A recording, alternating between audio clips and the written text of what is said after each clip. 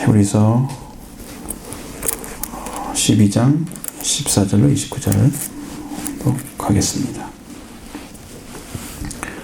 모든 사람과 더불어 화평함과 거룩함을 따르라. 이것이 없이는 아무도 주를 보지 못하리라.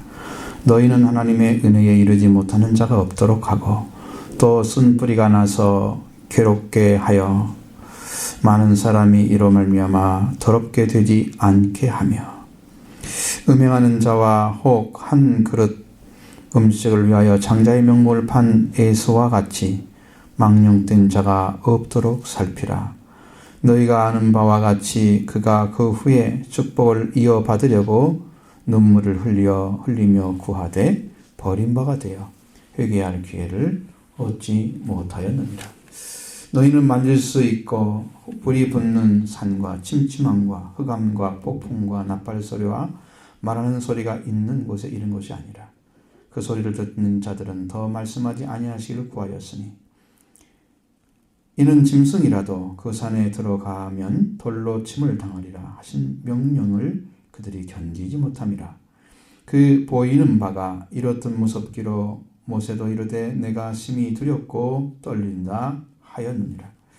그러나 너희가 이른 것은 시온산과 살아계신 하나님의 도성인 하늘의 예루살렘과 천만 천사와 하늘에 기록된 장자들의 모임과 교회와 만민의 심판자이신 하나님과 및 온전하게 된 의인들의 영과 새 언약의 증보자이신 예수와 및 아벨의 피보다 더 나은 피를 말하는 뿌린 피니라.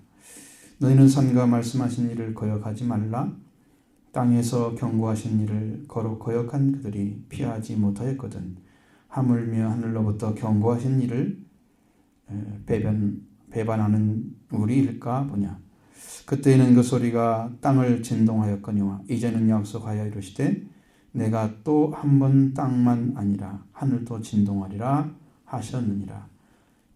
이 또 한 번이라 하심은 진동하지 아니하는 것을 영존하게 하기 위하여 진동할 것들 곧 만드신 것들이 변동될 것을 나타내심이라.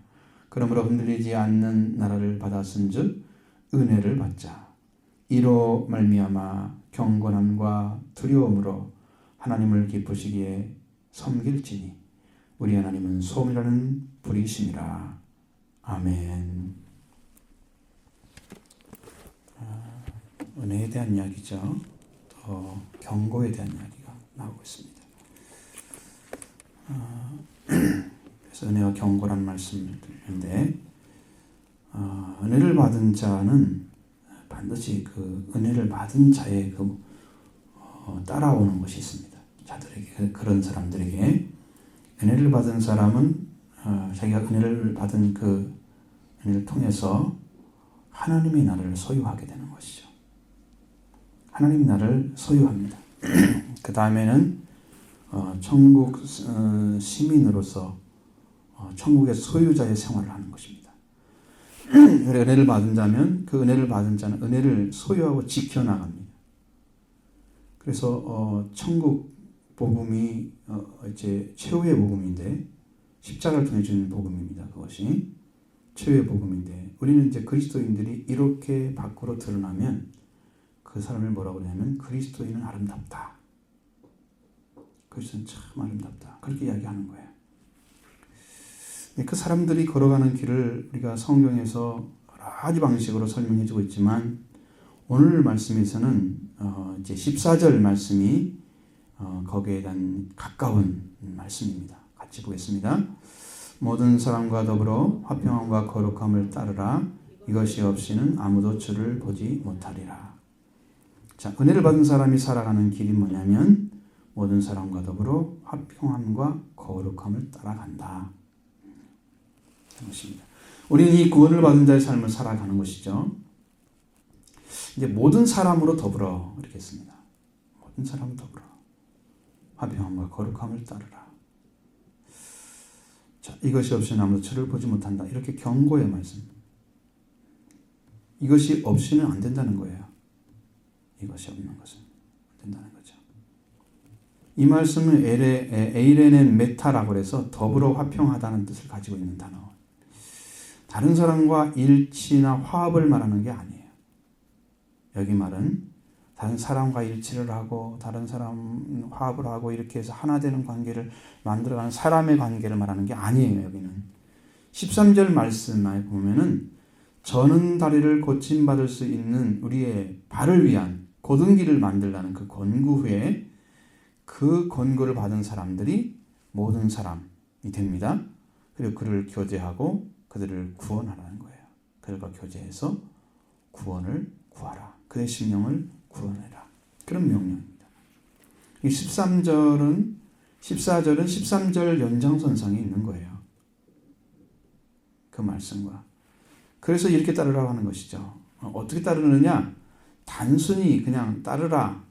화평함과 거룩함을 따르라. 그런 말이 아니고 여기는 긴박감을 가지고 최선을 다하여 추구하라. 그런 뜻입니다. 그러니까 아주 강력한 정말 화평을 추구하고 거룩함을 추구하는 거예요. 그런데 이 화평함과 거룩함은 예수 그리스도의 부활하심으로 우리에게 부어 주어지시는 거예요. 부활함을 보시는 겁니다. 그래서 화평함은 평화를 가리킵니다. 부활한 예수님이 가져오신 거죠. 하나님께 나가도록 아버지께 나가도록 인도하시는 것입니다. 거룩함은 우리가 하나님 세상과 하나님 자녀과의 관계에서 구별해내는 삶이에요. 그래서 우리가 그 평화와 구별이 있어야 돼요. 우리의 삶이 모든 것 더불어. 그러니까 어그러지고 쓰러진 그 사람들이 일어나가지고 그 사람과 더불어 그들도 이러한 평화의 길을 그리고 구별하는 삶을 같이 살아가라고 이야기하는 거예요. 그래서 연장선상에 있는 거예요. 이것이 없이는 아무도 주를 볼 수가 없다는 거예요. 이런 삶이 우리가 이 거룩함 하나님과 세상 사람들과 다르게 구별하는 이 삶을 살아줘야 된다는 거죠. 모든 사람과 더불어 평화와 거룩함을 긴박감을 가지고 최선을 다하여 추구하지 않으면 아무도 주를 볼 수가 없다. 여러분, 주님은 이러한 삶을 통해 살아가는 사람과 함께하는 것입니다. 왜 그러냐? 여러분 생각해 보세요. 우리가 이제 마태복음 7장 같은데도 주님의 능력이 거짓 선자를 통해서 나타나죠. 성경도 해석해 줍니다. 성경 해석해 주죠. 저 선지자 노릇했으니까 그리고 막 권능도 행하고 능력도 행하고 사람들이 보기에는 굉장한 사람이잖아요. 근데 주를 볼 수가 없었습니다. 이 사람들이. 귀신도 전혀. 그런데 주를 보지 못했어요. 주님이 알지 못한다고 그랬어요. 왜냐하면 이러한 하나님과 관계 안에 들어있는 이 관계 맺어진 자에게 나타나는 그런 은혜를 가지고 살아가지 않았기 때문에 그들은 주를 볼 수가 없는 거예요.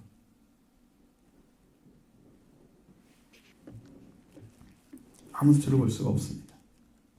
그래서 우리 생활이 어떠해야 되냐 하는 것을 성경이 가르쳐 주는 거예요. 그래서 하나님의 이르지 못하는 자가 없도록 하라고 말씀하고 있습니다. 15절 16절 같이 봅니다. 너희는 하나님의 은혜에 이르지 못하는 자가 없도록 하고 또 쓴 뿌리가 나서 괴롭게 하여 많은 이들이 이런 말미암아 더럽게 되지 않게 하며 음행하는 자와 혹 한 그릇 음식을 위하여 장자의 명복을 판 에서와 같이 망령된 자가 없도록 살피라. 자, 너희는 은혜에 이르지 못하는 자가 없도록 하라는 말씀이죠. 자, 이 연장선상의 부분입니다. 너희는 하나님의 은혜에 부족하다는 뜻입니다. 부족함이 없도록 하라는 거예요. 너희는 하나님의 은혜에 너무 늦게 오지 않도록 하라는 이거예요. 이건 뭔 말이냐면 자신의 잘못으로 인해서 어떤 혜택으로부터 제외되는 걸 가리킵니다. 없도록 하라는 말 뜻이 제외되지 않도록 하라. 어떤 혜택, 하나님께로 오는 거죠.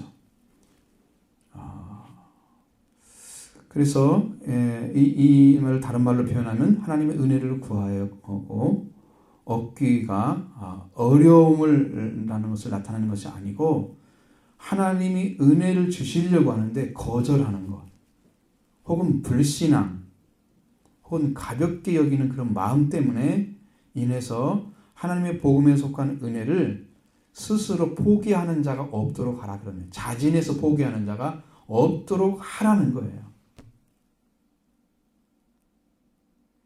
그런 의미입니다. 부족하다거나 너무 늦게 오나 그 뜻이거든요. 그래서 이것은 평화를 유지하고 성결해지기를 긴박감 있게 최선을 다해 살아가지 않아서 하나님의 은혜를 받지 못하는 자가 되지 않도록 경계하라는 거예요. 자신도 자기를 잘 살펴봐야 돼요. 내가 하나님의 은혜를 지금 주시려고 하는데 내가 거절하고 있는지, 내가 불신앙하고 있는지, 아니면 가해 것으로 가볍게 여기고 있는지를 살펴봐야 되는 거예요. 또 쓴뿌리가 나와서 괴롭게 해서 많은 이들로 말미암아 더럽게 되지 않도록 하라고 말씀하십니다. 이 쓴뿌리는 신명기 20장 19절에 나오는 단어입니다. 이 단어는 독이 있는 열매를 내는데 이 우상숭배와 관련되어 있습니다. 자, 하나님이 아닌 그 어떤 것도 다 우상이 될 수 있습니다. 하나님이 아닌 그 어떤 것도 그 자기 생각 자체도 우상이 될 수 있어요. 하나님 말씀보다 더 높이 놓으면 탐심도 우상숭배고, 하나님을 높이 놓으면 그 교만, 그것이 바로 하나님의 말씀으로 들을 수 없는 거예요. 하나님을 떠난 것입니다. 말씀과 상관없이 자기 고집대로 자기 생각대로 살아가면 이런 열매가 맺어진다는 거예요. 쓴 뿌리가 있기 때문입니다. 뿌리가 쓰기 때문에 열매는 독이 생기는 거예요.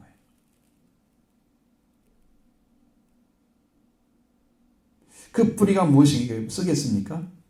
하나님을 떠나서 자기가 원하는 대로 믿고 생각하고자 하는 것 때문에 생기는 거예요. 쓴뿌리는. 이것은 어떤 것에 관련되어 있냐면 불신앙과 배교하는 일. 그러니까 하나님을 버리는 거죠. 안 믿는 거죠. 거기를 말씀하시네요. 그렇게 하지 않기를 권고하고 말씀하십니다. 이러한 일이 교회 안에서 일어나면 괴롭게 하는 것뿐만 아니고 많은 사람을 이것 때문에 더럽게 만드는 일을 행하게 되는 거예요. 여러분이 있음으로 다른 사람이 정결해지기를 원합니다. 여러분이 존재하는 다른 사람이 행복해지기를 원합니다. 더럽혀지는 것은 난 상상도 안 합니다.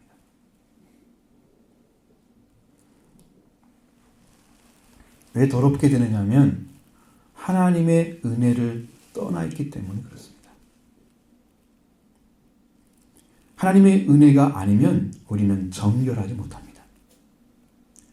하나님의 은혜를 떠난 사람은 인간의 가르침과 인간의 생각을 중심으로 살아가기 때문에 하나님께 갈 수도 없고 하나님 만날 수도 없는 거예요. 그래서 그대로 멈춰버리는 거예요. 그러한 신앙의 상태를 가지고 다른 사람에게 자기가 이렇게 살아왔더니 이거 아무것도 안 되더라 하고 계속 이야기를 하면 다른 사람을 더럽히는 결과가 오는 거예요. 괴롭게 하고. 그래서 하나님의 신앙을 심어주는 게 아니고 불신앙을 전파하게 되는 거예요. 그 사람이. 쓴뿌리가 가지고. 그런 교인들도 있습니다. 우리 성도들은 그렇지는 않지만 이 음행하는 자와 같이 한 그릇 음식을 위해서 장자의 명분을 파는 에서와 같이 망령된 자가 없도록 살피라고 하십니다. 성도를 서로 살피고 성도들이 또 살펴야 됩니다. 그리고 교회에서도 그런 일을 해야 되죠. 또 음행하는 자는 성적 부도덕을 행하는 자들이 없나를 봐라 하는 것입니다. 또 에서에 대해서 이야기합니다. 에서를 망령된 자라고 했습니다. 이 망령된 자란 말은 우리나라 말의 망령된 자인지 언어로 보면 거룩하지 못한 자, 세속적인 사람을 가리키는 거예요. 그 말뜻이 그렇게 되어 있습니다. 거룩하지 못했다는 것은 이미 하나님을 성스러운 자리, 영적인 자리를 떠난 사람이죠. 세속적인 사람입니다. 에서는 장자의 명분을 바쳐 한 그릇에 팔아버렸습니다. 자기의 배고픔과 장자의 명분을 거래를 했어요. 여러분, 장자의 명분이 그렇게 가치가 없습니까? 바쳐 한 그릇밖에 안 됩니까? 이러니까 하나님의 것을, 하나님께 받은 것이 귀한 것을 모르고 그 가치를 모르고 현실적인 자기 육신의 배고픔만 생각하는 이 미련한 사람들, 이 사람들 성경은 지각이 없는 자라고 얘기합니다. 지각 없는 사람. 현세적인 것, 현실적인 것에 참 복음의 가치를 무가치한 것으로 내던져 버리는 그런 사람의 모델이 됐습니다. 해서가 그렇게 된 거죠. 하나님을 믿는 일에서도 불신앙을 가진 자였어요. 하나님 주신 것을 귀하게 여기지 않으면 하나님을 무시하는 결과죠. 교회에 이런 자가 있는가를 살펴보라는 거예요. 목회자는 더 그렇죠. 죄는 불신앙에서 나오는 거예요. 항상 죄는 그렇습니다. 하나님을 반신반의한 아담과 아내가 믿음 없었기 때문에 불신앙이잖아요. 미혹하는 뱀의 그 질문에 한마디 되지 못하고 그 뱀의 말 따라가는, 그래서 죄와 죽음에 이르렀습니다. 다 빼앗겼습니다. 아주 작은 거지만, 신앙은 아주 작게 보이지만 그 시작이 불신이 들어있기 때문에 그 시작이 작은 것 같지만 그의 일생에 인류를 전부 죄악과 죽음에 집어넣었습니다. 아주 작은 거죠. 그 하나가. 이스라엘 민족은 하나님의 진노와 심판에 이르렀습니다. 광야에서 하나님을 불신하고 불평하고 원망하고 그들을 부르신 목적을 모르고 그 가치를 모르는 사람이 따라왔어요. 억지로 온 거죠. 그러니까 하나님이 기적적인 방식으로 먹을 걸 주고 옷도 입혀주고 더울 때 추울 때를 다 방지해주고 다 지켜주고 계신데도 그래도 불평불만, 목적을 모르니까 이 현세적인 자기 현실적인 것만 바라보는 사람들. 그래서 참 믿음을 가진 여호수아와 갈렙이 이집트 나와서 약속의 땅에 들어간 자는 한 사람밖에, 두 사람밖에 없었어요. 은혜의 길을 주신 하나님을 믿지 않은 분에서 그들이 얻어진 것은 언제나 징벌이여 세월 속에서 고통의 세월 속에서 주셔서 돌아오도록 하는 그런 길밖에 그들에게 주어지지 않는다는 거죠. 그래서 불신은 언제나 죄를 생산해냈고 그 결과는 죽음이었다. 그리고 그러한 사람들은요, 회개의 기회를 얻지 못합니다. 17절 같이 보겠습니다. 너희는 아는 바와 같이 그가 그 후에 복을 받으려고 눈물을 흘리되 거린바가 되어 회개할 기회를 얻지 못하였느니라. 거룩한 장자의 명분을 받쳐간 것에 팔 정도로 세속화되어 있는 현실적인 불신앙의 사람 때문에 에서는 축복을 이어받으려고 눈물을 흘려 그랬지만 끝내 그는 버림바가 되고 회개의 기회를 찾아내지 못했습니다. 이 에서가 구할 것은 지금 아버지 앞에 눈물을 흘리며 축복을 구할 것이 아닙니다. 축복을 받을 수 있는 자리에 없는 자신을 발견하고 회개를 했어야 됩니다. 그게 회개의 자리였어요. 그 자리가. 나를 살려달라고 내가 어떻게 됐길래 이게 다 빼앗겼는지, 나의 삶을 어떻게 살아야 됩니까? 이걸 구해야 될 자리. 그런데 그 자리에서 빼앗긴 축복만을 구하고 자신이 어떤 자리에 있는지를 살피지 않는 사람, 그 사람에게는 회개의 기회조차도 주지 않습니다. 이게 너무 두려웠습니다. 전 너무 두려웠습니다.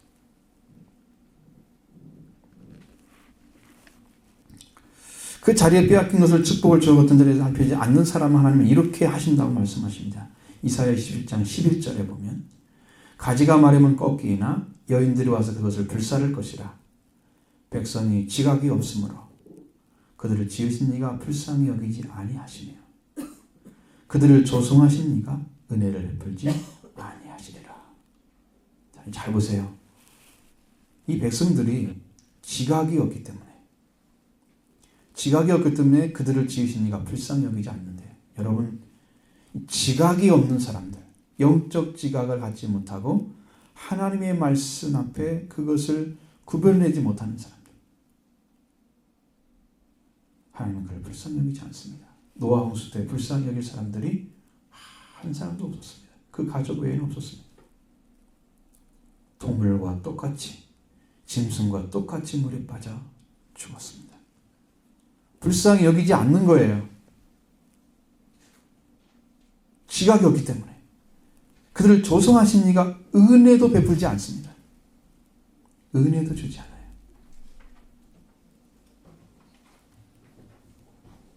그걸 하셔야 돼요.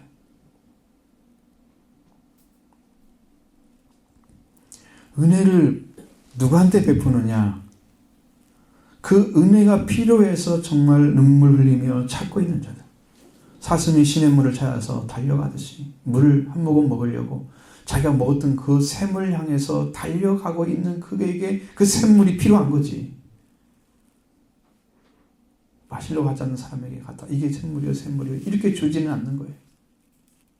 수가성 여인도 찾은 방법이 뭡니까? 샘물을.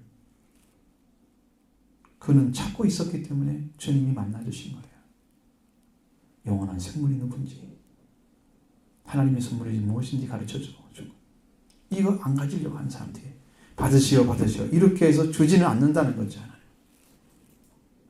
은혜를 베풀지 않을 것이다. 이스라엘 백성을 향해서 말씀하신 것입니다. 이 세상에서 가장 불쌍한 사람은 신앙생활 하면서 하나님 주신 은혜를 얻지 못하고 버림받는 거예요. 지각이 없는 자, 자기가 무엇을 받은 영광, 자기가 받은 그 영광과 존경하는 시험받은 자인지도 알지 못하는. 왜 그럴까? 근데 그때 심령이 딱 부딪혀오는 게 뭐냐면 교만하기 때문에 모른대요. 빨리 내려와야 된다는 거예요. 내가 누구인지 모르는 사람이 대부분이 교만해요. 자기가 보기에는 겸손할지 모르지만 하나님 앞에 태도가 그렇다는 거예요. 중심을 내어드리지 않고 내가 붙들고 내 인생을 내 마음대로 살아가려고 하는, 내가 핸들을 하죠. 내 인생을 컨트롤하려고 하는 그 방법 방식.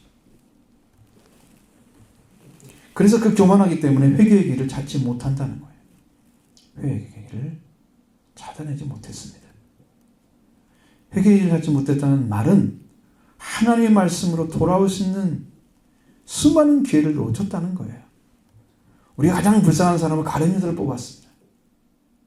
우리 성경을 다 통틀어서 봤을 때 그는 예수님께 부름받고 예수님과 함께 3년 동안 지내며 회개할 길을 많이 가졌습니다.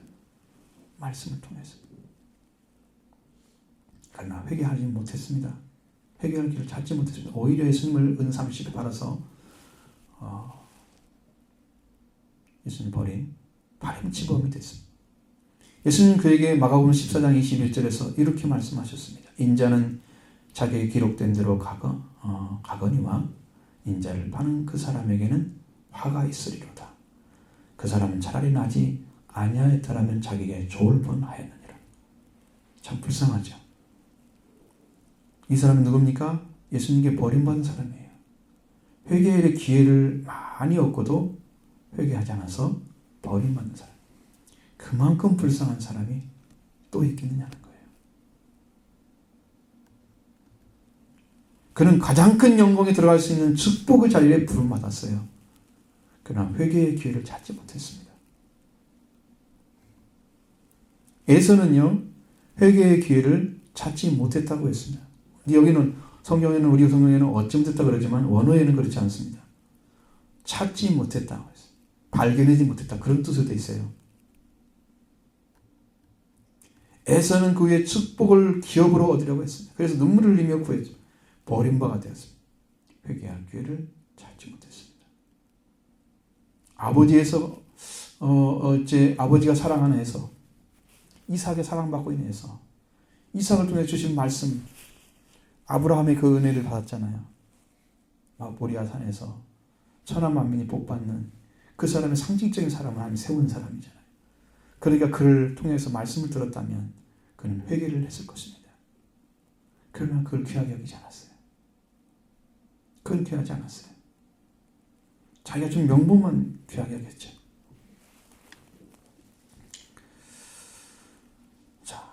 예수는 축복을 기업으로 받으려 했다면 축복이 무엇인가를 알았어야 돼요. 하나님과 올바른 관계성 안에 들어와서 하나님 주신 장자권을 지켜가는 것입니다. 그 은혜를 내 것으로 했으면 그걸 지켜가는 거예요. 세속화돼서 하나님의 말씀에 지각이 없는 자가 되면 안 돼요. 거룩한 구별한 능력을 상실해버려요. 회개의 기회를 찾지 못한 자. 그래서 회개할 기회조차도 찾지 못한 것입니다. 여러분, 우리가 말씀을 듣고 하나님께 나갑니다. 여러분들이 가져야 할 영적인 것을 발견하지 못하면 그 가치 있는 것이 내 것이 안 되기 때문에 나는 많이 들어서 알고 있는 것 같은데 내가 소유한 건 없는 거예요. 그걸 들은 것을 갖다가 지금 알고 있다고 생각하는 것이 여러분 그게 아는 것이 아니에요. 소유해야 아는 것입니다. 많은 사람들은 성경에서 많이 가르침 받고 성경 구절을 많이 알고 이렇게 있으면 그게 다 알고 있고 그게 구원에 있는지 알고 있어요. 그것은 착각입니다. 눈도 약간 그 착시 현상 있잖아요. 영적인 부분도 착시 현상이 있어요. 내 것이 아닌데 마치 내 것인 것처럼 생각하는 거예요. 착시 현상 들어갑니다.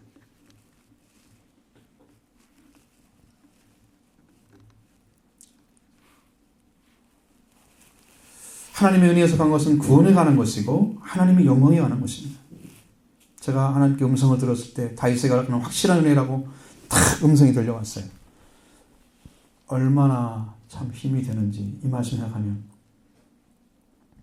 너는 다윗에게 허락한 확실한 은혜다. 하나님은 다윗에 대해서 한 번도 버린다는 말씀 한 적이 없어요. 지켜주겠다. 항상 인도하시고 영원한 언약을 세웠다고 말씀하시고 성경의 진리가 다 거기에 하나 되어 있습니다. 그러니까 안심할 수 있는 거죠. 그걸 언약으로 주셨습니다. 하나님의 은혜는 영원히 패하지 않은 왕권이었습니다. 그때. 그 다윗이 가진 것과 제가 똑같아요. 나중에 하나님 주신 것이 보니까. 은혜는 하나님의 나라 영광에 들어가게 하시는 것입니다. 그것도 지극히 큰 영광에 들어가시는 것은 은혜에 속해 있는 거예요. 그걸 얻지 못하는 것은 우리가 살아가는 세상과 영원한 세계를 통틀어서 가장 불행한 것을 불행이라는 것을 기억하셔야 됩니다. 그러면서 18절로 21절에서 신의 산에서 하나님이 나타나심에 대해 자세하게 설명하고 있습니다. 이부터 저자는 하나님께 이스라엘 백성에게 신의 산에서 나타나실 때 그들이 두려워하고 하나님의 말씀을 듣기를 거부한 사실을 기록해 놨습니다. 이것은 율법을 받을 때의 공포를 강조하고 있는 거예요. 얼마나 힘든 것인지. 그러나 그 반대로 22절, 24절의 말씀은 시온산에서 하나님의 나타나심에 대해서 자세히 기록하고 있습니다. 히브리서는 신 하나님께서 시온산에서 그리스도인들이 나타나실 때에 그리스도인들은 기뻐함과 영광스러워함을 갖게 될 것이다 하고 말씀하셨어요. 이 두 가지를 비유를 한 건데 이 비유의 이유는 뭐냐면 10장에 나오는 옛 언약과 새 언약에 관련된 것입니다. 옛 언약과 새 언약의 차이점이에요. 사실은 히브리서를 하려면 그렇게 전체를 하지 않으면 여러분 그 전체를 이해하지 못하고 있으니 그게 연결이 안 되죠. 이야기는 어디 관점을 두고 이야기하고 있는가 말씀 모르잖아요. 이게 지금 한계가 많이 있어요. 이런 비교를 한 이유는 뭐냐면 바로 하나님과 만남을 중재하는 모세, 그 하나님과 또 만남을 중재하는 예수님, 그 차이가 얼마나 큰가를 여기서 아주 적나라하게 밝혀주는 거예요. 굉장한 차이입니다. 자, 18절로 21절의 말씀, 은혜에 속한 자에게 주시는 말씀인데 뭐가 아닌가 보십시오. 같이 봅니다. 너희는 만질 수 있고 불이 붙는 산과 침침함과 흑암과 폭풍과 나팔 소리와 말하는 소리가 있는 곳에 이른 것이 아니라 그 소리를 듣는 자들은 더 말씀하지 아니하시기를 구하였으니 이는 짐승이라도 산에 들어가면 돌로 침을 당하리라 하신 명령을 그들이 견디지 못함이라. 그 보이는 바가 이렇듯 무섭기로 모세도 이르되 내가 심히 두렵고 떨린다 하였느니라. 자, 너희는 18절에서 잃은 것이 아니라 이게 말씀 잘 봐야 돼요. 뭐뭐서 잃은 것이 아니라는 거예요. 너희는 여기에 잃은 것이 아니라는 거예요. 은혜에 속한 자는 여기에 잃은 사람이 아니라는 뜻입니다. 여기에 그럼 뭐냐? 자, 출애굽기 19장 12절부터 19절의 말씀을 인용한 것입니다. 여기는 많이 생략을 했어요. 여러분 같이 보시면 이 말씀을 이해하는데 굉장히 도움될 것입니다. 출애굽기 19장 12절.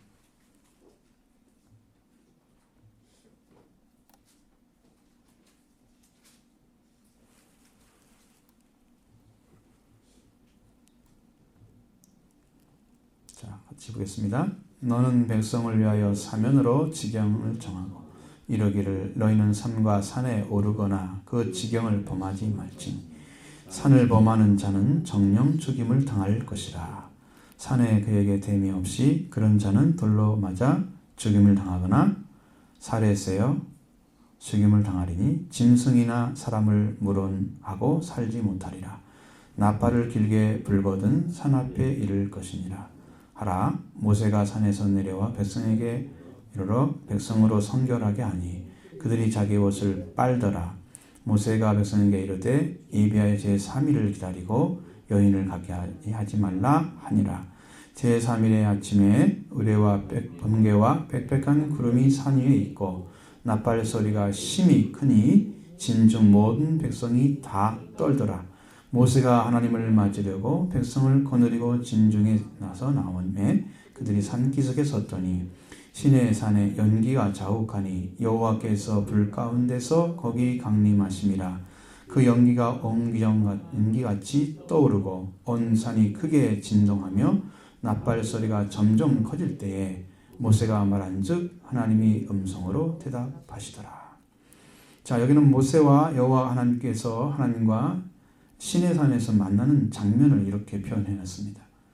시내산의 연기가 자욱하고 하나님은 그 불 가운데 내려오셨다. 여러분 멀리서도 볼 수 있을 정도로 그 연기가 옹기점 연기처럼 떠올랐다고 그랬습니다. 그리고 온 산이 크게 진동했다, 움직였다는 거죠. 그 나팔 소리가 점점 커질 때 모세가 말씀을 드리니까 하나님이 음성으로 대답을 하셨다. 그리고 그 백성들은 경계에 넘어지 말라 그랬습니다. 저 사람들을 성결하게 하라고 말씀하시고 그렇지 않으면 내가 그들을 칠까 하노라. 하나님의 거룩함에 도전하는 자들은 하나님이 그 생명을 아끼지 않는 거예요.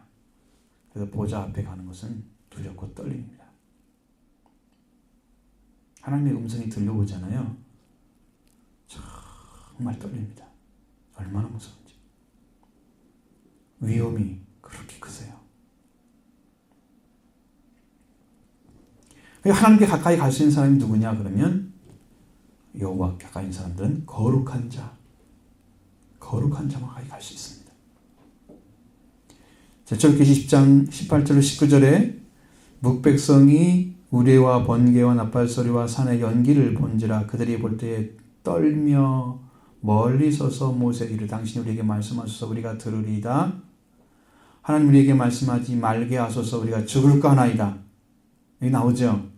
백성들이 이렇게 위협을 느꼈다는 거예요. 죽을지도 모른다는 큰 위협을 느꼈습니다. 이것은 십계명을 주셨는데 출애굽기 20장 1절로 17절에 십계명 주셨죠.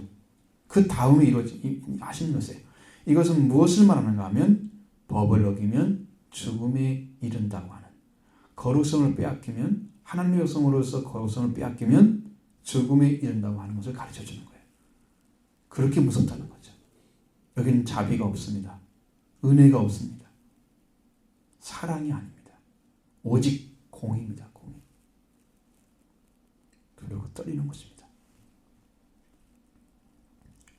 20절로 21절에 이는 짐승이라도 산에 들어가면 돌로 침을 당하려 하신 명령을 그들이 견디지 못함이라. 그 보이는 바가 이렇듯 무섭기로 모세도 이르되 내가 심히 두렵고 떨린다 하였느니라. 이 말씀과 같이 참으로 어떤 존재도 하나님이 거하시는 그 산에 들어간 신의 산이죠. 들어가면 돌로 침을 당합니다. 이게 뭘 말하냐면 율법을 어긴 자는 죽임을 당한다는 거예요. 하나님의 법을 어긴 자는 죽는 것입니다. 하나님을 대면하는 것이 아주 무섭기 때문에 모세도 심히 두렵고 떨린다 하고 했습니다. 이렇게 율법에 속한 자는 그 법에 저촉되며 범하게 되면 돌로 침을 당한다. 이것이 옛 언약이라는 거예요. 이건 은혜에 속한 사람이 이런 땅이 아니에요. 이런 것이 아니라는 거죠. 지금 이걸 설명해 주는 거, 말씀해 줘요. 은혜에 속한 사람이 아닌 율법에 속한 자가 율법을 어기면 그건 목숨을 내놓아야 돼요. 그 위험의 직면에 있는 거예요. 오늘날에도 하나님의 은혜에 속하지 않고 자기의 방식으로 하나님께 가까이 가고자 하는 종교인들은 여기에 있는 거예요. 지금 이 위험 속에 있는 거예요. 하나님이 치면 죽을 정도로 가까이 와 있어요. 갈 수 있는 것이 아니에요. 거기에 가까이 가면 안 돼요. 왜냐면 그것은 하나님이 지키시는 경계선이 있기 때문이죠. 거기를 넘었으면 처벌입니다. 하나님께서. 그러니까 즉사하는 거예요. 그 자리에서. 그렇게 두려운 것입니다. 생명을 걸어야 돼요. 하나님께 가려면. 하나님의 법을 어긴 자는 가까이 할 수 없는 빛과 지극히 거룩함을 가지셨기 때문에 하나님께서 성결이 없는 자, 하나님을 대면할 수 없는 자, 모세 같은 사람을 하나님이 특별히 성결해서 그의 영적인 부분을 다 성령에서 은혜 주셨어요. 그래서 그게 갈 수 있는 것이에요. 대면하면 사람을 대면하면 죽습니다. 절대 용서가 없습니다. 그러나 은혜에 속한 자라는 사실 때문에 이렇게 살아간다. 자, 은혜에 속한 자 이런 것은 어디입니까? 22절로 24절의 말씀입니다. 보시죠. 그러나 너희가 이런 것은 시온산과 살아계신 하나님의 도성인 하나님의 예루살렘과 천만 천사와 하늘에 기록한 장자들의 모임과 교회와 만민이 심판자이신 하나님과 및 온전하게 된 의인들의 영과 새 언약의 증부자이신 예수와 및 이 아벨의 피보다 더 많은 것을 말하는 뿌린 피니라. 자, 은혜에 속한 자라는 자가 어떤 사람이냐면 은혜에 속한 자. 너희가 이룬 것은 이르렀단 말은요. 접근했다는 거예요. 접근했다는 거예요. 가까이 갔다 그런 말입니다. 지금 우리 은혜에 속한 자가 가까이 간 것이 어디냐 이렇게 말하고 있는 거예요. 자, 시온산 사이상 하나님의 도성 예루살렘 천만 천사 하늘에 깃든 장자의 모임과 교회와 만민의 심판자이신 하나님과 온전하게 된 의인들의 영과 새 언약의 종부자이신 예수님과 아벨의 보다 더 나은 것을 말하는 뿌린 피. 자, 이 시온산이 자리 잡은 새 예루살렘에 대해서 얘기하고 있는 거예요.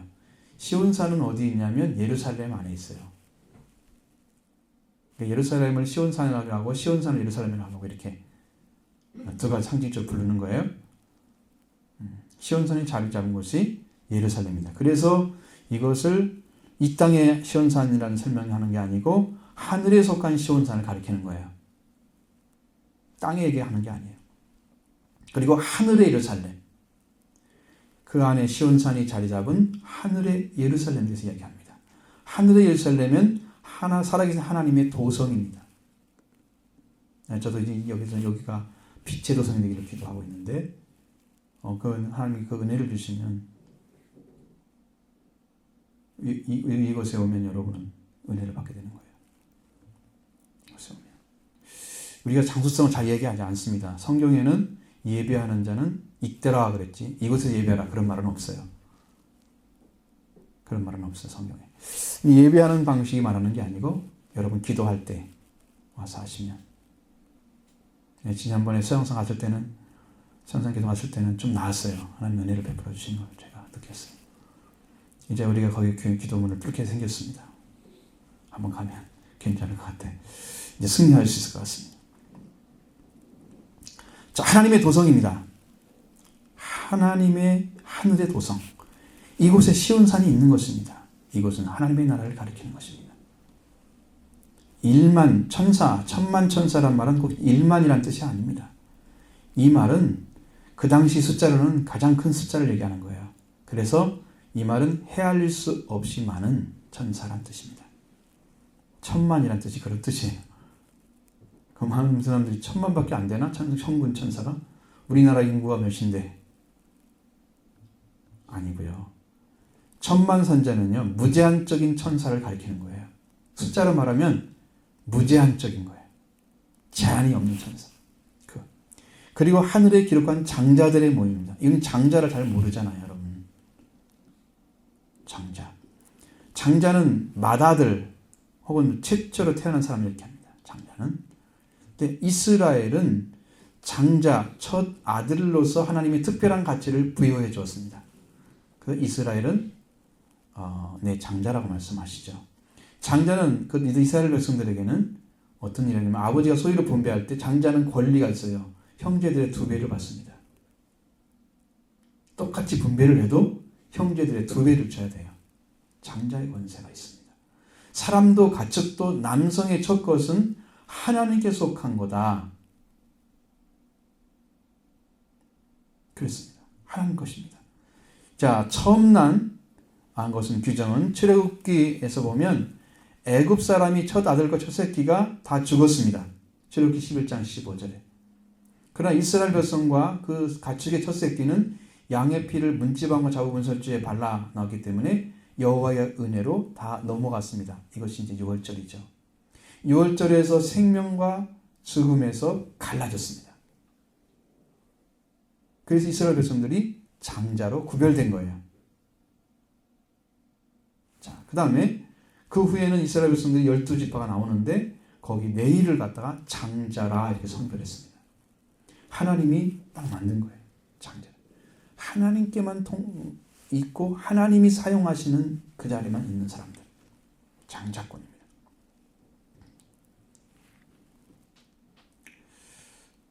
그래서 이스라엘 백성들이 이렇게 장자의 백성이 되면서 선민사상이 생긴 거예요. 모든 민족보다 우리가 뛰어난 민족이다. 우리는 장자다. 그럼 이방인들을 찾아러 놔야 되죠. 사람들 취급 안 하고 짐승 취급을 했기 때문에 선민사상이 옳은 것이 아닙니다. 아니 구별을 해버렸어요. 너희들은 하나님 선택하지 않은 백성들이야. 버렸어요. 성경이 말하고 있는 것과 다릅니다. 그래서 이스라엘 백성들이 장자라 출애굽기상 22절에 보면 하나님이 모세를 통해서 바로에게 전하라고 하면서 이스라엘 백성들은 내 장자라 이렇게 구별해 놨습니다. 자, 또 이렇게 해서 여기서는 그리스도인 장자, 하나님의 장자로 그리스도인 하나님의 장자로서 하나님의 나라를 상속받을 자로 되어 있습니다. 오늘 본문에 나오는 말씀이에요. 하나님의 장자는 하나님의 아들 예수 그리스도이십니다. 그것이 히브리서 1장 6절에 나와 있어요. 그리스도를 장자로 세상에 보내는 거예요. 하나님이 계획을 하셔가지고 보내시는 장면이죠. 그리고 또 로마서 8장 29절에도 예수님을 하나님의 장자라, 맏아들이라 이렇게 써놨습니다. 그리고 예수님은 특별히 그리스도를 부활한 자의 장자, 첫 열매라고 기록해놨습니다. 고린전서 15장 20절, 23절. 이렇게 장자나 또는 맏아들이라는 말은 구약에서 신약에서도 형용적인 의미로 쓰여져 있습니다. 이스라엘은 여호와의 장자였다. 이것은 모든 국민들, 이 세상에 존재하는 모든 국민들에 있어서 이스라엘은 특별한 지위와 역할을 가지고 있었기 때문에 그런 거죠. 장자로 세워졌습니다. 특별한 지위와 역할을 맡깁니다. 그에게 장자는. 그러니까 에서도 장자로 세워지려면 특별한 지위와 그 역할을 감당하는 그 영적인 위치를 찾아냈어야 돼요.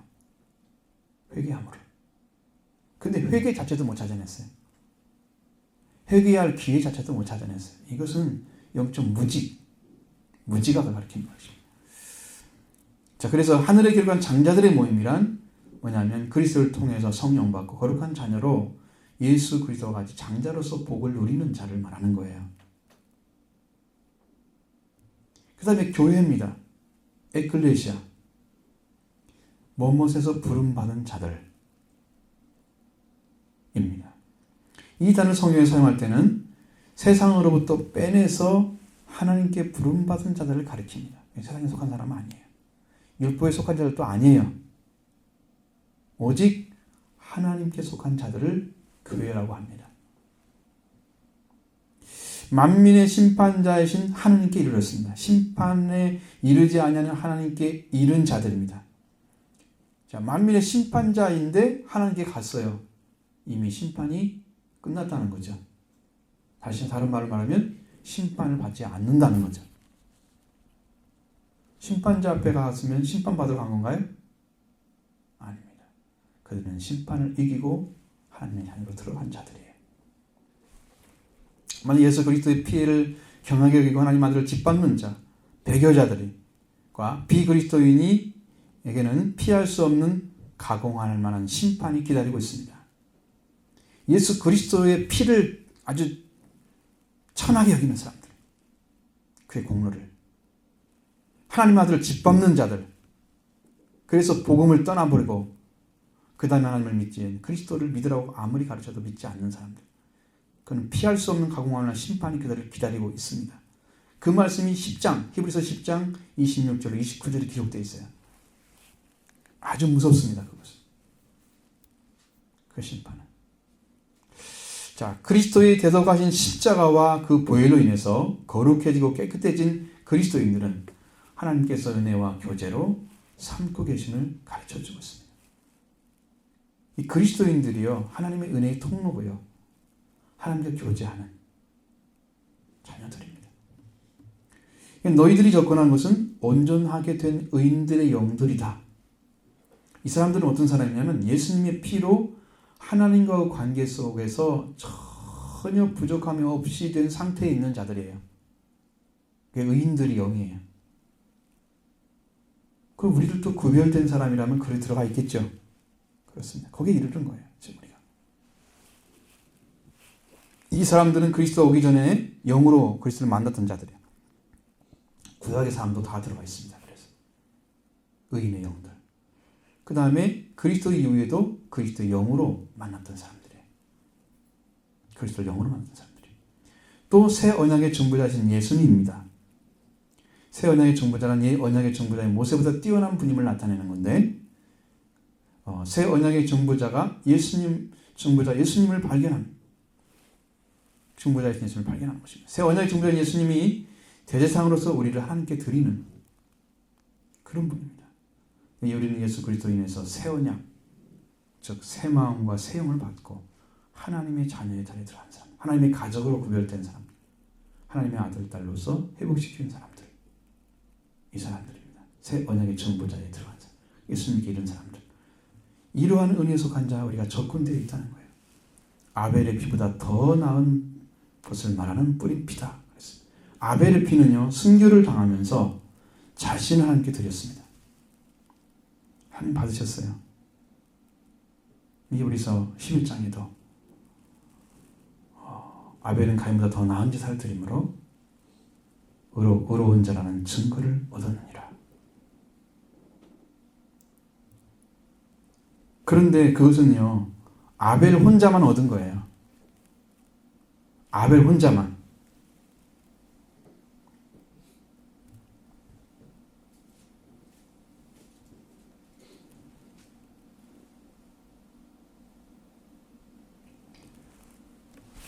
그래서 그는 혼자만 구원할 수 있는 거예요. 그 예수 그리스도는 인류를 사서 하나님께 드리는 인류의 생명을 위한 보혈을 흘리신 분입니다. 우리의 생명을 예수님께서 그 피로 사셨습니다.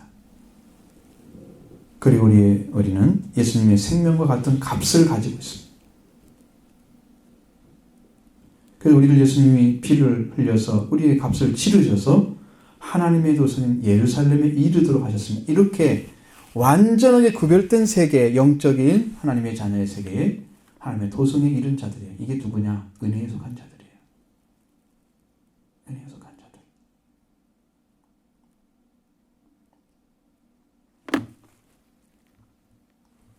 이런 어떤 하나님 나라에 이른 사람은 말씀하신 일을 거역하지 말라고 얘기합니다. 경고해 주는 거예요. 자, 25절 같이 보겠습니다. 너희는 삼가 말하신 일을 거역하지 말라. 땅에서 경고하신 일을 거역한 그들이 피하지 못하였거든. 하물 하늘로부터 경고하신 일을 배반하는 우리일까 보냐. 이 말하시는 이가 누구냐. 이제 25절에 삼가 말하신 일을 거역하지 말라고 말씀하십니다. 24절에서 맨 끝에 하반절에 아벨의 피보다 더 낫게 말하는 뿌린 피니라 하신 말씀에서 말하는 피라고 했잖아요. 말하는 뿌린 피. 그 말한다는 의미, 이 말씀과 연결되어 있어요. 히브리서는 언어를 잘 알아야 돼요. 연결을 잘 시켜주지 않으면 도대체 이게 무슨 말인가 이해조차도 하기 힘든 그런 성경이죠. 아무리 잘게 쪼개도요, 영적인 것은 영적인 것입니다. 육적인 것 설명을 들어가지고 이해했다 해도 영적인 건 소유하지 못합니다. 수준이 다르기 때문이죠. 영적인 걸 육적으로 가르칠 수는 없는 거예요. 회개하고 돌아와서 영적인 걸 찾아야 된다, 여러분들이. 거꾸로 나가는 사람들이 많더라고요. 많은 분들은 이런 이야기 합니다. 교회 와가지고 좀 위로도 해주고 좀 그래서 좀 살갗에 닿는 얘기도 해주고 육적인 삶에 대한 이야기죠. 육신의 삶. 그렇게 하는 게 인간답고 교회답지 않냐고 이런 얘기를 해요. 근데 성경에 그렇게 나와 있는 걸 물어보면 그 사람은 뭐라고 할지 모르겠어요. 성경에 그런 면을 강조하고 그런 쪽으로 말씀하고 있는 하나님을 발견하면 저도 그렇게 하겠습니다. 성경대로 가르치다 보면 전혀 그런 면이 배제되어 있어요. 그럼 성경을 여러분이 알아야 되는데 다른 얘기를 해버리면 테스트를 바꿔야 되죠. 성경이 아닌 다른 걸 갖다 해야 되죠. 그렇죠? 그러니까 여러분이 그 위치를 빨리 찾아내서 올라오는 길밖에는 없는 거예요. 그래서 은혜 받으라, 회개하라. 그래서 외치는 것입니다. 이게 정상적인 거예요.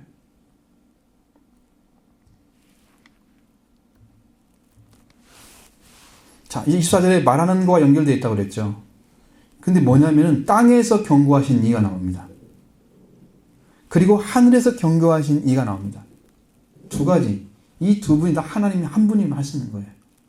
땅에서 경고하신 이는 뭐냐면 이 언약을 받았던 자들에게 한 것입니다. 그러니까 율법 아래 있는 자들을 말하는 이스라엘 백성을 가리킨 거예요. 이를 배반했을 때 그들은 피하지 못하고 광야에서 멸망을 받았어. 가나안 땅에 들어가서 이스라엘을 세웠지만 그것에 또 망했습니다. 왜? 10계명을 안 지켜서. 하나님의 다른 신을 두었습니다. 첫 계명부터 깨졌죠? 우상 숭배인 거. 그냥 하나님 치십니다. 망합니다. 땅에서도 이 율법도 못 지켜서 망한 자들이 있다면 하늘의 경고를 무시하고 배반한 자들은 어떻게 되겠느냐? 두렵고 떨리죠. 그 이야기입니다. 땅에서도 말씀하신 것을 거부해서 망했다면 하늘의 경고를 무시한 자는 어떻게 되느냐? 상상할 수 없는 큰 고통이 있는 사망에 들어간다는 얘기죠. 그러니까 무서운 거예요, 성경이. 이 계시의 복음, 이 온전한 복음을 여러분이 하나님의 음성으로 들으셔야 됩니다. 인간의 말로 들으면 여러분이 이 말씀에 들어갈 수가 없습니다. 그럼 핍박만 생길 뿐입니다. 마음에. 자, 그때는 그 소리라 하는 그 소리가 땅을 진동하였지만 이제는 하늘을 진동할 것이다. 이렇게 말씀하고 있죠. 26절, 27절 같이 보겠습니다. 그때는 그 소리가 땅을 진동하였거니와 이제는 약속하여 이르시되 내가 또 한 번 땅만 아니라 하늘도 진동하리라 하셨느니라. 이 또 한 번이라 하심은 진동하지 아니한 것을 영존하게 하기 위하여 진동할 것들 곧 만들 것들을 연동될 것을 나타내신 것이라. 아멘. 그때는 소리가 땅을 진동했다고 말씀하죠. 출애굽기 19장 18절 신의 산에 연기가 자욱하니 여호와께서 불 가운데 강림하시니라. 그 연기가 옹기가마 연기같이 떠오르고 온 산이 진동하며, 이 진동한다는 말씀이죠. 여기 온 산이 진동했다고 그래요. 여러분 지진이 일어난 것처럼 막 흔들린 거예요. 땅이, 산이, 신의 산이 크게 진동했다 이렇게 나왔습니다. 그건 뭐냐면 그때라고 하는 얘기예요. 그때. 그건 과거를 얘기하는 거예요. 이스라엘 백성들이 경험했던 것을 가르쳐줍니다. 이제는 약속과 일시되 한 번 땅만 아니라 하늘도 진동하리라. 이렇게 되어 있습니다. 근데 이제는 앞에 그러나가 빠졌습니다. 대라는 단어를 우리나라 말로는 해석하지 않고 집어넣었어요.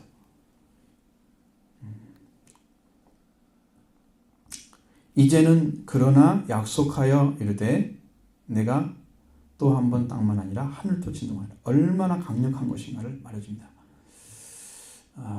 자, 이제는 현재를 가리키고 있습니다. 신에서는 있었던 땅의 진동보다 더 큰 진동이 있을 것을 나타내주고 있습니다. 이것이 이제 여러분들이 찾아야 할 것이에요. 근데 무슨 약속을 하셨느냐? 하나님께서 약속하는 것은 성경에서 이제 여기는 히브리서니까 히브리서 안에서만 찾아내면 돼요. 두 가지 나오는 약속이. 히브리서 4장 1절 거기에 보면 안식에 대한 약속입니다. 안식의 약속이 남아 있습니다. 여러분에게. 여러분도 같이 들어갈 것입니다. 그 다음에 히브리서 9장 15절 여기에 보면 영원한 기업의 약속을 얻게 하려 하심이라. 부르심을 입은 자로.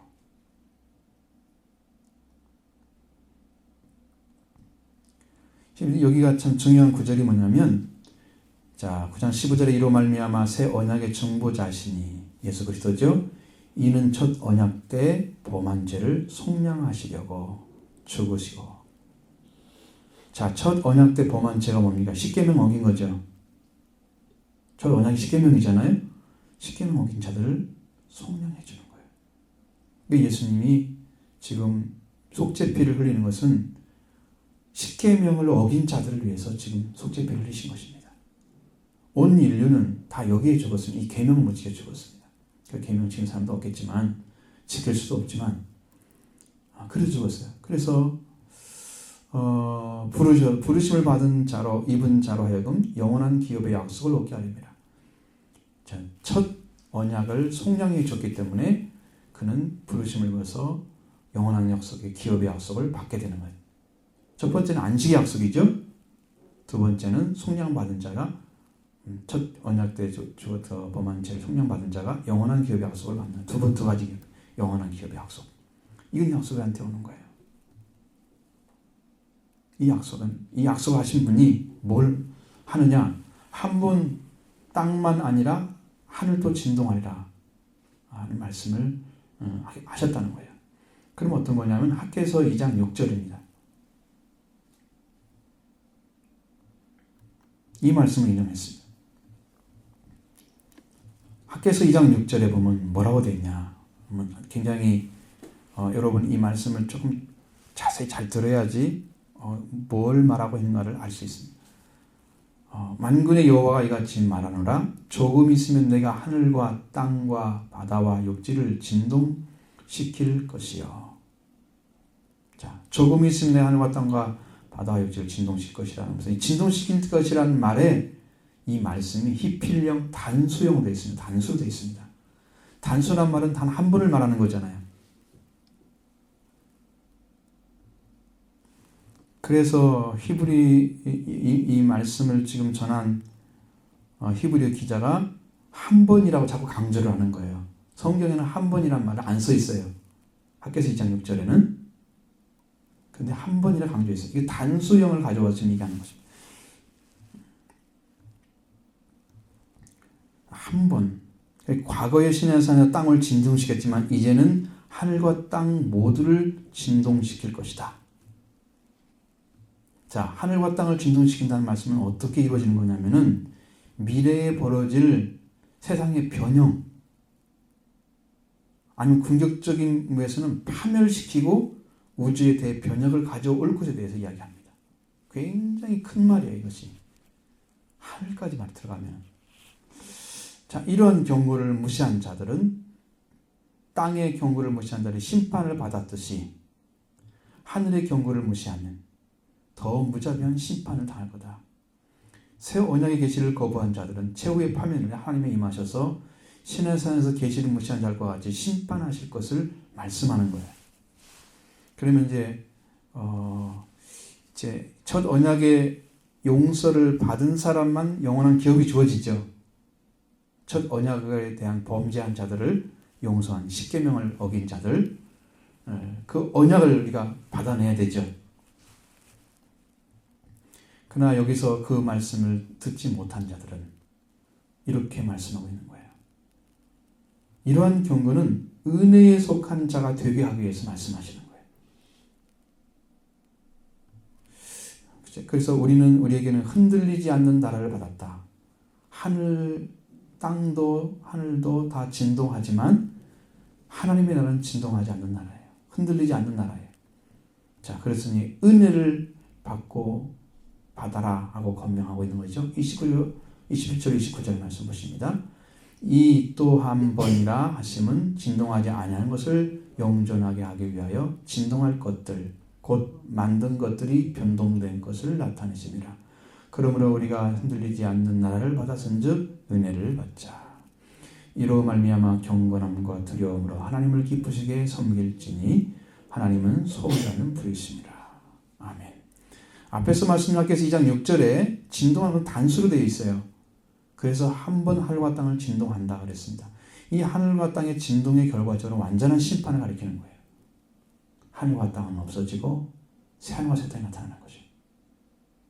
이것은 언제 이루어지냐면 예수님의 재림 이후에 이루어질 나라입니다. 그런데 하나님 나라는 진동되지 않습니다. 흔들리지 않아요. 진동되지 않는 것은 영존하기 위해서 진동될 것을 변동할 것을 나타내고 있다. 참 말이 좀 이상하죠. 여러분 이해가 됩니까?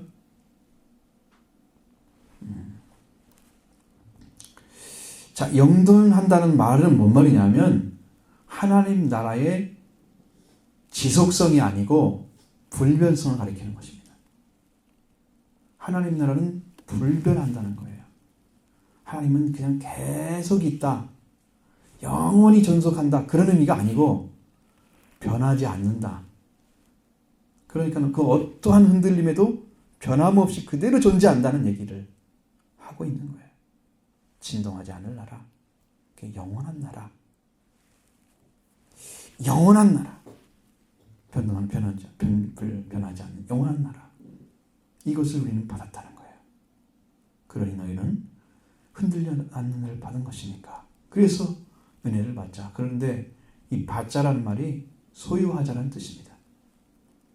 오늘 찾아보면 이게 달라요. 왜 이렇게 앞뒤가 안 맞지? 라고 제가 생각하고 딱 찾아보면 이게 달라요. 은혜를 소유하자고 말하고 있습니다. 여러분 내 것이 되어야 된다는 거예요. 지금 받은 은혜가 여러분의 소유가 되어 있어야 돼요. 그 남의 것이면 안 돼요. 들었던 것이면 안 돼요. 이건 내 거야.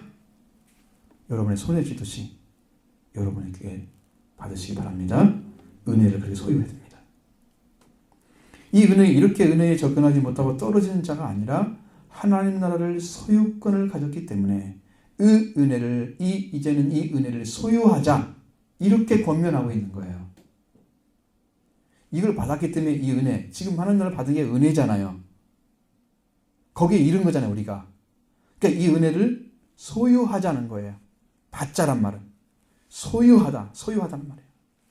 거역하지 말고. 말씀을 준 자를 거역하지 말고. 은혜를 소유하기 위해서 여러분에게 말씀하고 있는 거예요. 그래서 경고의 말씀을 주는 거예요. 여러분과 저를 위해서 준비해 주신 것입니다. 이 은혜를 소유하시고 이제 우리는 하나님을 섬기되 경건함과 두려움으로 하나님을 기쁘시게 섬기기를 바랍니다. 하나님만을 중심으로 그리고 하나님만을 두려워함으로 하나님의 참 기쁨이 되기 위해서 여러분 섬기기를 바랍니다. 하나님의 교회를 섬기는 것도 성도를 섬기는 것도 모두가 목표가 다 어디냐?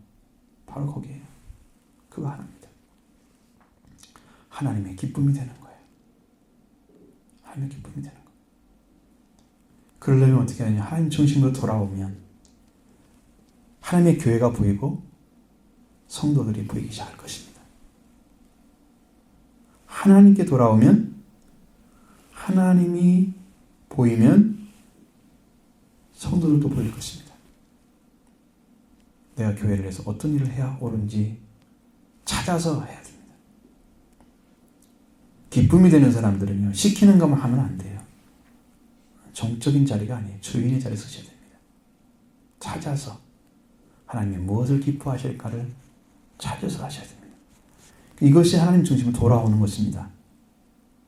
하나님만을 두려워하는 대상으로 삼아요. 사람이 아니에요.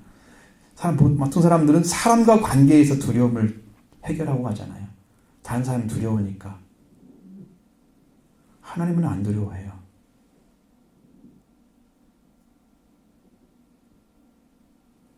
하나님은 다 용서하시는 분인 줄 알고 있어요.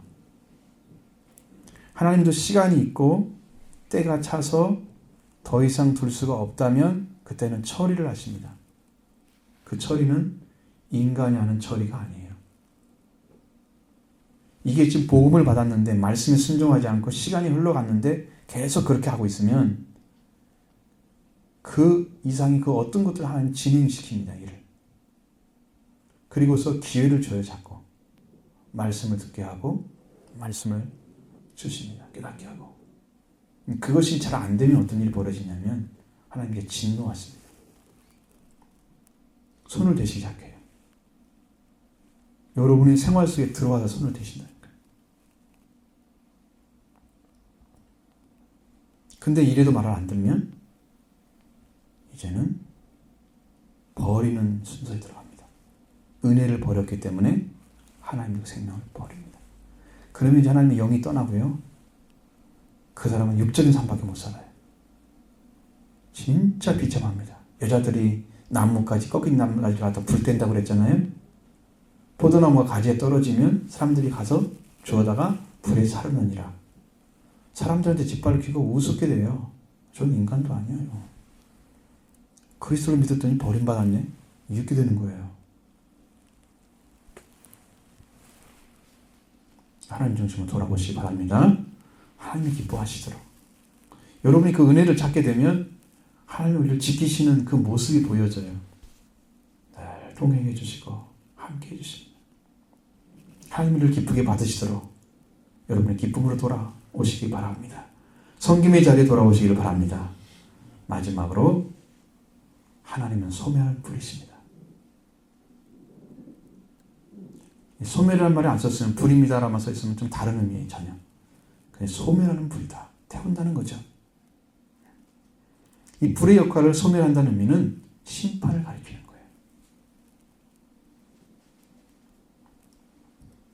옛 언약 하에서도 하나님이 계셨습니다. 모세율법을 통해서도 불신하고 말씀에 불순종한 자들을 소멸하신 불로 심판하셨습니다. 새 언약인 복음, 예수 그리스도의 생명의 복음 하에서도 여전히 심판의 불로 계십니다. 그래서 하나님은 심판하는 불입니다. 소멸의 불로 나타났습니다. 우리는 무엇을 바라고 찾아가야 되냐? 은혜에 속하게 한 삶을 꼭 찾아내야 됩니다. 그 삶을. 지금 하나님 앞에 어떤 자리에 서 있는가를 여러분이 보시고 내 하나님 관계에 어떻게 들어가야 되는지를 여러분 찾아내시길 바랍니다. 그래서 은혜의 길을 찾아야 돼요. 제가 부탁하고 싶은 것은 여러분들이 예수 그리스도의 한 분, 예수 그리스도의 한 분이 여러분의 죄를 감당하고 예수 그리스도 한 분이 여러분을 죄에서 구원했었고 그리고 부활시켰다는 이 사실을 찾아내시면 그때부터 여러분의 기도는 살아날 것입니다. 은혜에 속한 자가 되는 거예요. 여러분의 기도는 강력해질 것입니다. 예수 그리스도를 구하십시오. 그럼 이 모든 문제에서 해결되고 영적인 문제 해결되고 여러분의 복음은, 여러분의 영은, 여러분의 생활은 하나님의 보호하심 속에 들어갑니다. 놀라운 축복이, 이런 축복이 함께하기를 바랍니다.